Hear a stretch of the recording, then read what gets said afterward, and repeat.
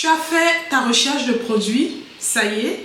Tu as déjà ton fournisseur, tu as validé le produit, il est bon.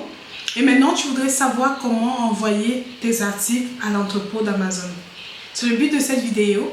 Je te montrerai ici les 3 étapes importantes pour réussir l'envoi de tes articles à l'entrepôt d'Amazon. Si c'est ta première fois sur cette chaîne, abonne-toi, regarde les enregistrements des anciennes formations qui ont lieu tous les dimanches à 15h GMT. Et sans plus attendre, commençons avec le sujet du jour. Les 3 choses indispensables à savoir pour pouvoir envoyer tes articles aux entrepôts d'Amazon. À tout de suite!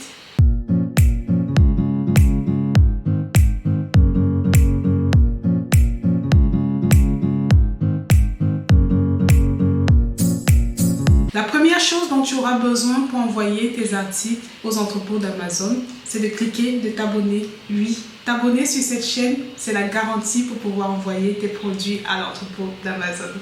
Ok, tu l'as compris, c'est une blague. La première chose qu'il va te falloir, c'est de créer ton plan d'envoi. Pour créer ton plan d'envoi, tu dois aller directement dans ton centre vendeur. À cette étape, tu as déjà certainement ouvert ton compte vendeur dans le seller central.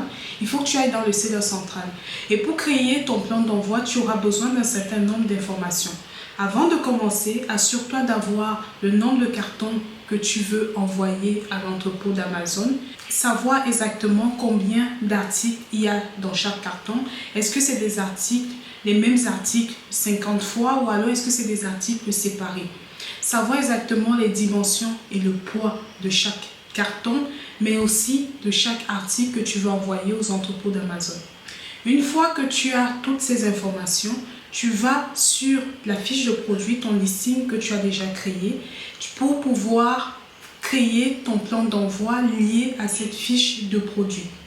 La deuxième chose que tu auras besoin pour réussir ton envoi de marchandises aux entrepôts d'Amazon, ça va être de contacter ton fournisseur. La première chose, c'était de créer ton plan d'envoi dans ton centre vendeur. Une fois que c'est fait, il faut que tu contactes ton fournisseur pour lui donner le numéro de confirmation de ton plan d'envoi qui va pouvoir donner soit au transitaire si ce n'est pas lui-même qui envoie les marchandises ou alors l'avoir pour pouvoir suivre ton produit et pouvoir avoir les informations qu'Amazon a besoin. Lorsque je parle de numéro d'envoi, c'est par exemple l'adresse. Le fournisseur aura besoin de savoir l'adresse où envoyer les marchandises. C'est lorsque tu as créé ton plan d'envoi dans ton centre vendeur qu'Amazon te dira où exactement tu dois envoyer tes produits. Lorsque tu sais où envoyer tes produits, tu vas donner le numéro d'envoi et l'adresse à ton fournisseur pour qu'il puisse acheminer tes articles à l'entrepôt d'Amazon. Lorsque je parle de fournisseur, ça peut très bien être ton transitaire ou toute compagnie d'envoi. La troisième chose qu'il va te falloir savoir pour pouvoir réussir l'envoi de tes articles aux entrepôts d'Amazon, ça va être de bien comprendre les recommandations au niveau de l'étiquetage de tes produits.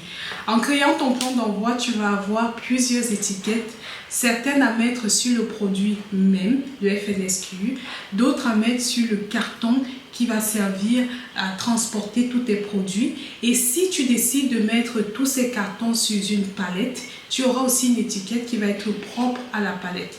Donc, il faut bien que tu comprennes et que tu mettes ces différentes étiquettes de manière visible aux différents endroits.